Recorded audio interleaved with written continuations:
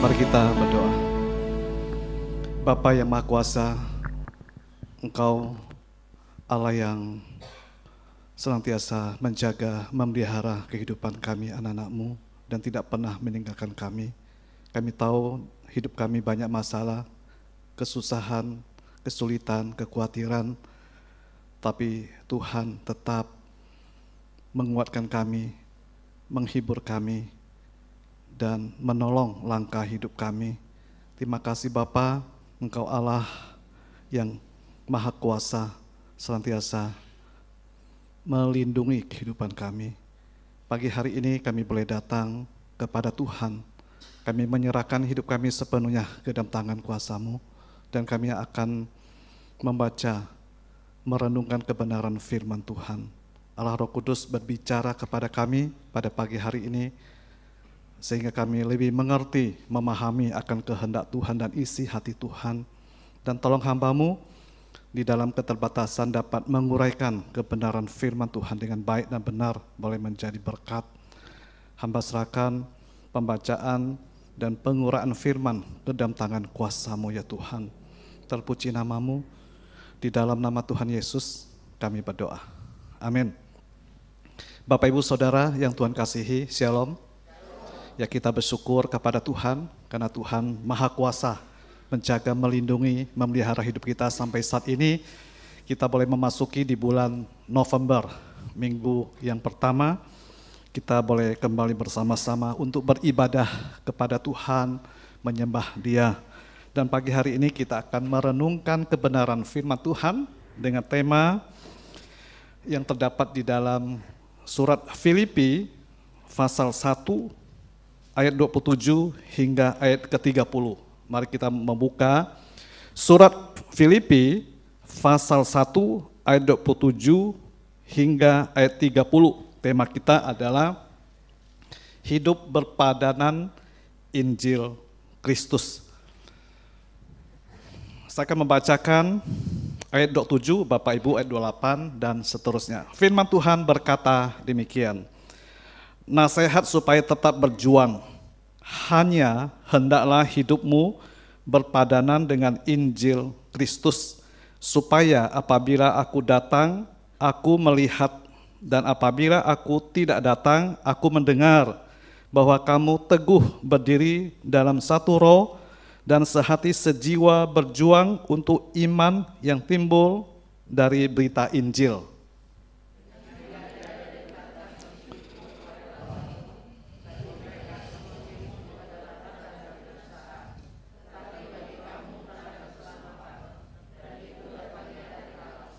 Sebab kepada kamu dikaruniakan bukan saja untuk percaya kepada Kristus, melainkan juga untuk menderita untuk Dia.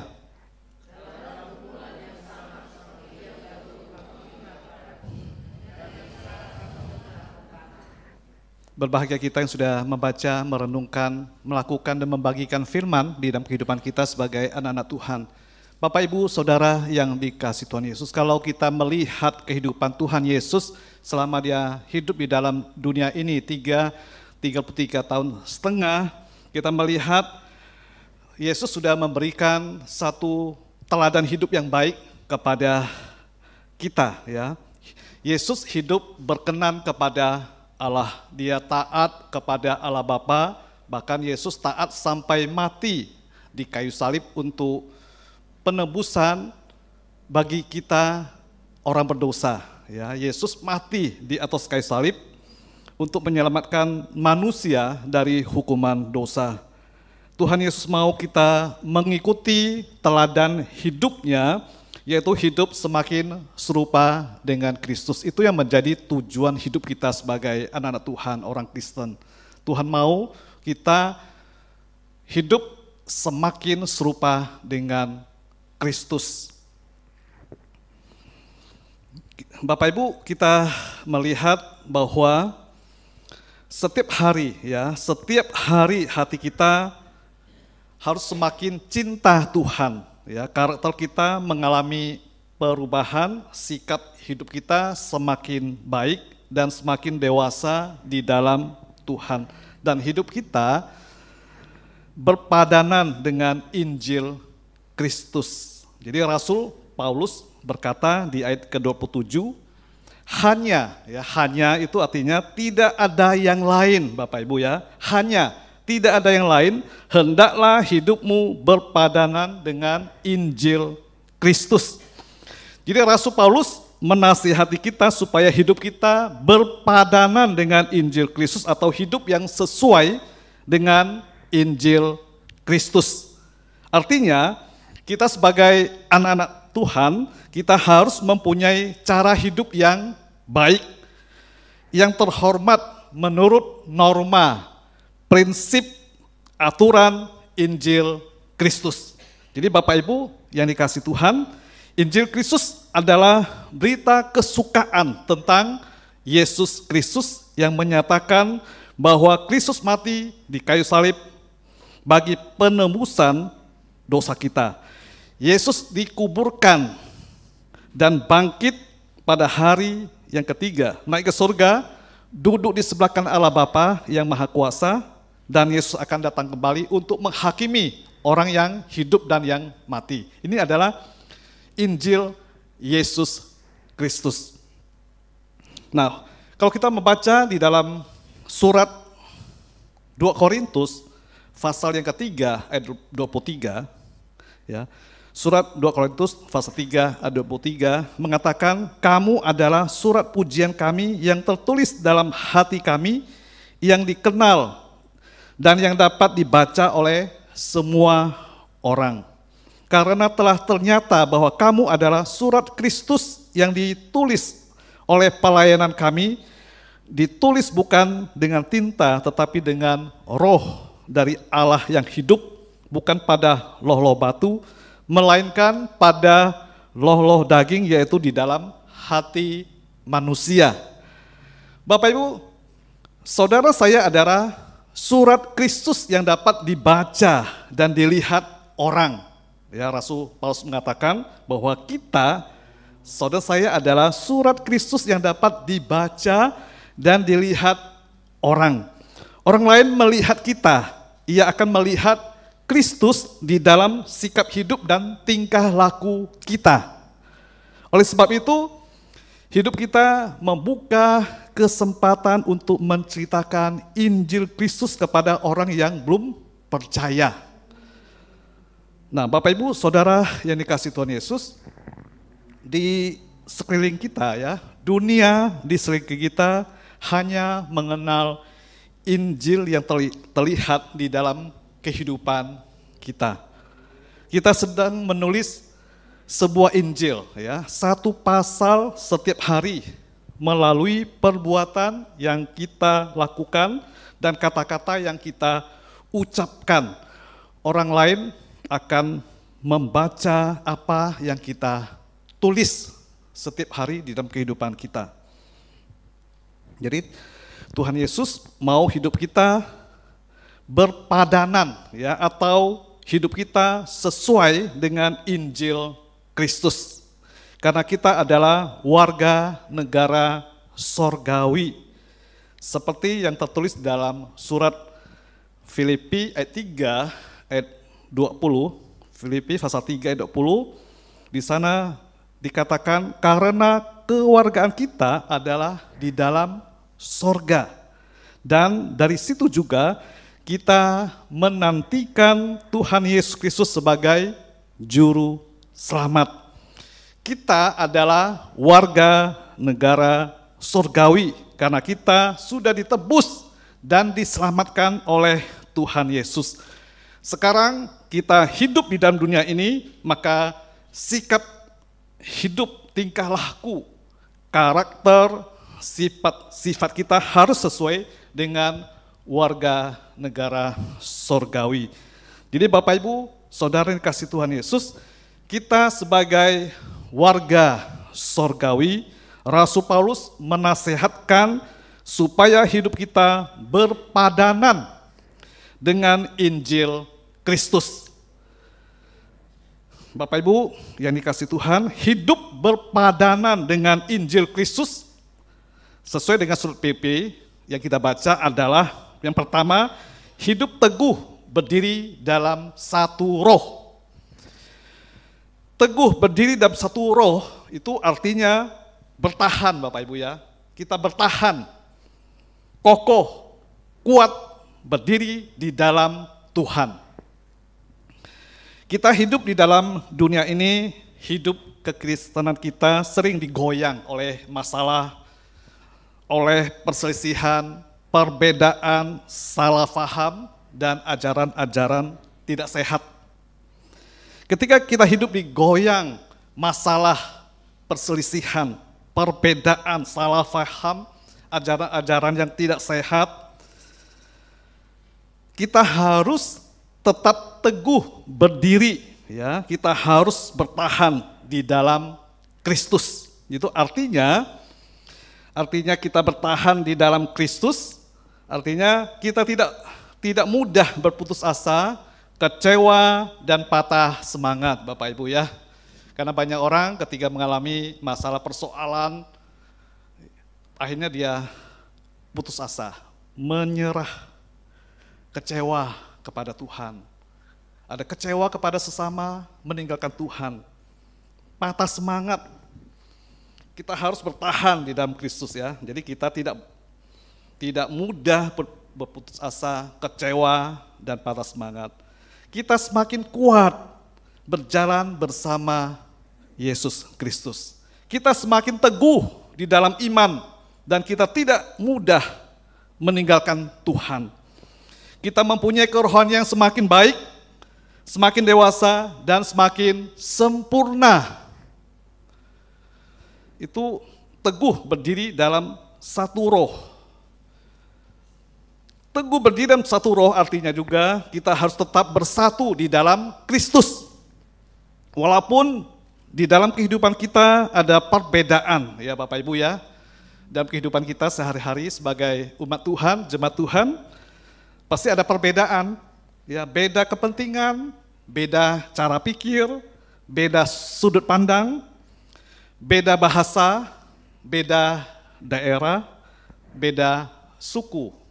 Ada perbedaan di tempat kita juga ya, banyak suku ya, banyak suku bergabung menjadi satu, pasti bisa terjadi perbedaan ya, beda pendapat, bisa salah paham, beda sudut pandang, beda pengertian, bisa terjadi di dalam kehidupan kita, di dalam bergereja. Namun karena Yesus Kristus, kita harus tetap bersatu di dalam Kristus.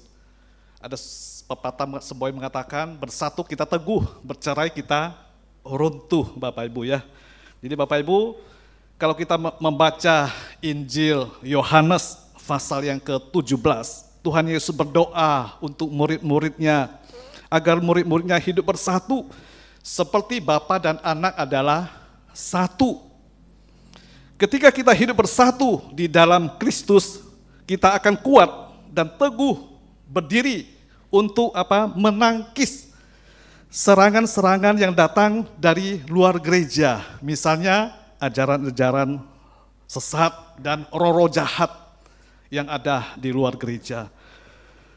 Nah, ketika kita bersatu, maka dunia akan percaya bahwa kita adalah anak-anak Tuhan. Bapak Ibu, hidup berpadanan dengan Injil Kristus, yang pertama tadi sesuai Filipi adalah hidup teguh berdiri dalam satu roh.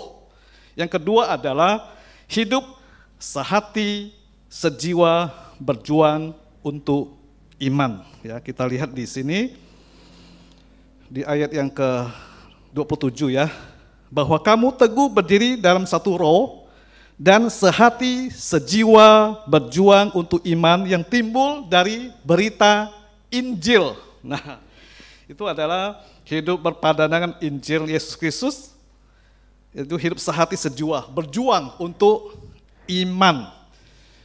Bapak Ibu, kita melihat jemaat Filipi itu mengalami perselisihan dan beda pendapat, di mana ada dua wanita yang tidak cocok satu terhadap yang lain, yaitu Euodia dan Sintike.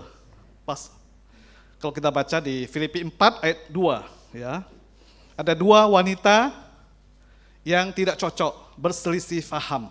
Mereka adalah orang penting di dalam gereja, orang hebat, tapi kalau saya baca mereka tidak, walaupun hebat, berpengaruh, tapi tidak ada kerendahan hati seorang hamba ya di dalam pelayanan. Nah, kita melihat akibat perselisihan kedua wanita ini membuat persekutuan menjadi berpihak-pihak, berkelompok-kelompok. Ada yang memihak Euodia, ada yang memihak Sintike, berpihak-pihak. Kalau di dalam persekutuan ada berkelompok-kelompok ya di gereja, berkelompok berpihak-pihak ya pasti akan menghalangi ya pekerjaan gereja, pertumbuhan gereja. Bapak Ibu, iblis senang melihat perselisihan, perpecahan, ketidakkompakan di dalam pelayanan gereja. Iblis mempunyai semboyan, memecah belah dan menguasai. Ya, kalau Kristus tadi bersatu kita kuat, bercerai kita runtuh ya. Tetap bersatu. Tapi kalau iblis itu memecah belah dan menguasai ya. Jadi maka untuk mengalahkan pekerjaan si jahat ini, Rasul Paulus menasihatkan supaya kita hidup sehati sejiwa berjuang untuk iman, Bapak Ibu. Jadi sehati sejiwa artinya mempunyai hati, pikiran, dan perasaan yang sama di dalam Kristus. Bagaimana kita bisa hidup sehati sejiwa atau sehati sepikir? Karena jiwa dipakai sini adalah mind, bahasa Inggrisnya berarti pikiran. Sehati sejiwa atau sehati sepikir. Nah, waktu BPBJ, pengurus komisi semua, waktu diteguhkan tanggal 30 Juli kemarin, kan ada komitmen ya, kita berkomitmen bertekad bahwa kita akan sehati sepikir untuk melayani Tuhan, ya sehati sepikir, sehati sejiwa. Bagaimana kita bisa hidup sehati sejiwa atau sehati sepikir? Yaitu hanya melalui kasih Kristus, Bapak Ibu. Hanya melalui kasih Kristus.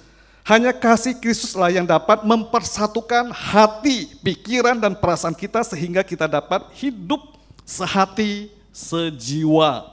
Nah, dengan hidup sehati sejiwa atau sehati sepikir, inilah kita dapat berjuang untuk iman. Sehati sepikir berjuang, yaitu apa? Berjuang bersama-sama melawan musuh yang dari luar, yaitu iblis yang menghalangi iman dan pertumbuhan gereja. Kita sehati sepikir berjuang, yaitu mempengaruhi orang belum percaya supaya percaya kepada Kristus, ada jiwa baru yang dimenangkan untuk Kristus. Kita berjuang. Kita berjuang apalagi Bapak Ibu? Kita sehati sepikir berjuang yaitu menyatakan iman, supaya iman Kristus dapat disebarkan ke seluruh dunia. Kita sehati sejiwa memberitakan Injil, melayani Tuhan, memberitakan Injil. Sehati sepikir membawa orang-orang belum percaya kepada Kristus, ya. Berjuang untuk iman yang timbul dari berita Injil. Kita sudah mendengarkan Injil, sudah dikasih Tuhan. Kita sudah mengalami anugerah keselamatan dari Tuhan. Kita sudah mengalami kasih Tuhan. Maka kita harus berjuang untuk Injil Kristus. Berjuang untuk berita Injil yang kita dengar, kita beritakan kepada orang-orang yang belum percaya kepada Tuhan, itu adalah kesempatan yang Tuhan berikan kepada kita.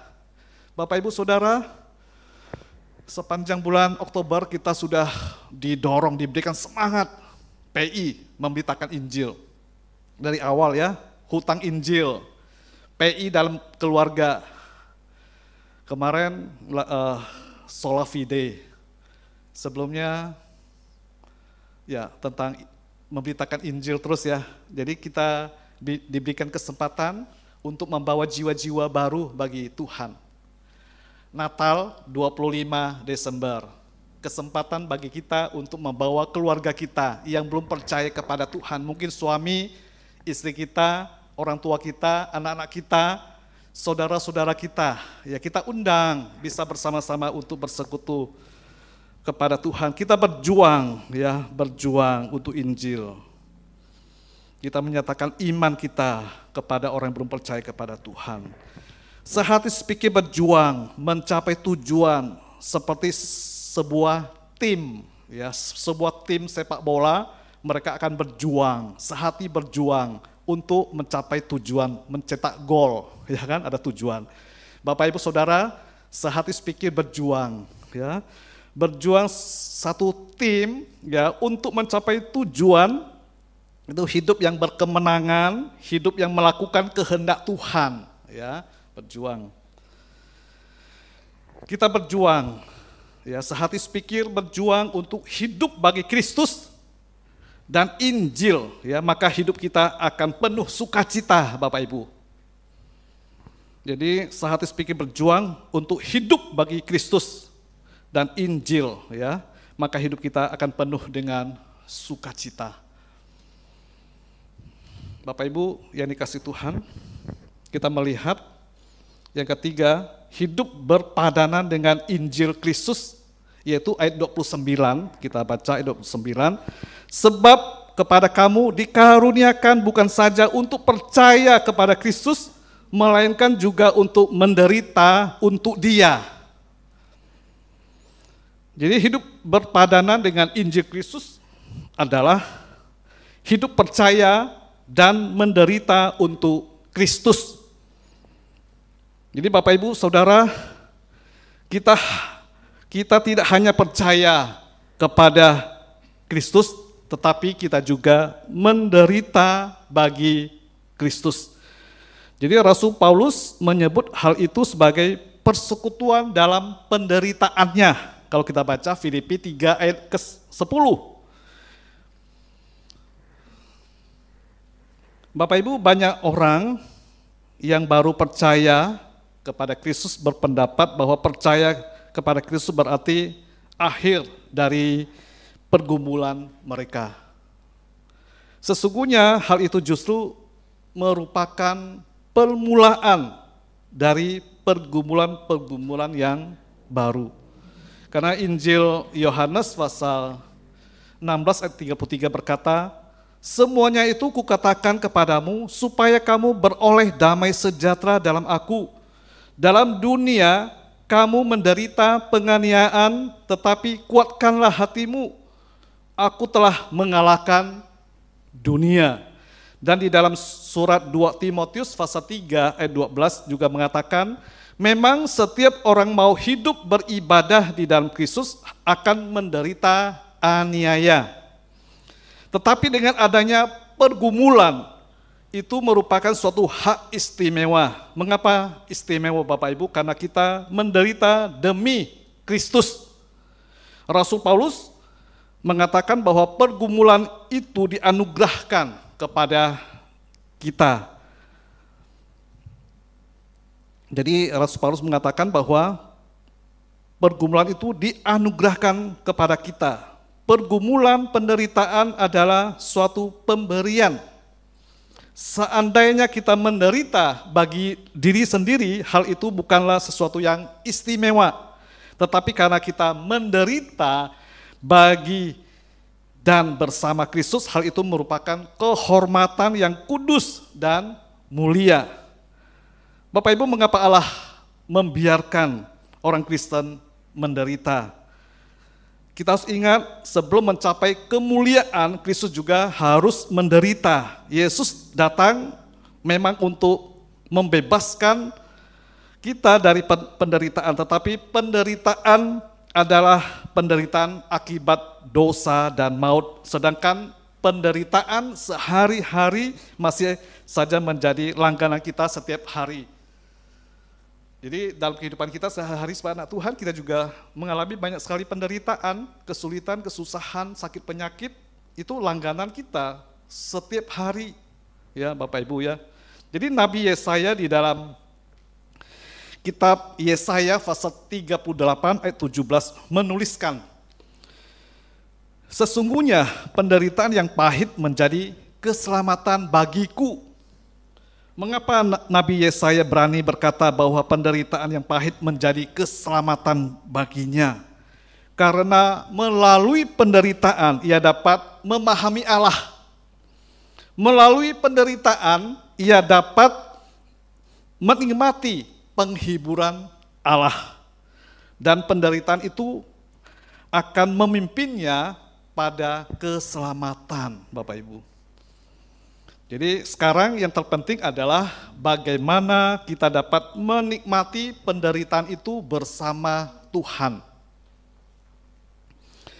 Kita jangan tawar hati atau kecil hati ya, saat kita sedang berada di dalam penderitaan. Sesungguhnya Allah siap mendampingi kita melewati masa-masa yang sukar, masa-masa yang sulit. Ketika kita mengalami masa-masa yang sukar, yang sulit, Allah tidak pernah meninggalkan kita yang berharap kepadanya.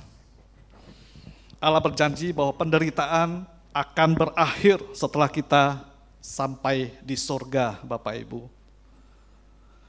Kalau kita baca di dalam kitab Wahyu, pasal 21 ayat 4 menuliskan, dan ia akan menghapus segala air mata dari mata mereka. Dan maut tidak akan ada lagi, tidak akan ada lagi perkabungan atau ratap tangis atau duka cita. Sebab segala sesuatu yang lama itu telah berlalu. Bapak Ibu, di surga di surga kita tidak akan menemukan lagi orang-orang yang berwajah suram. Di surga tidak akan lagi ada air mata. Wahyu dengan jelas mengatakan bahwa tidak akan ada perkabungan, ratap tangis, duka cita.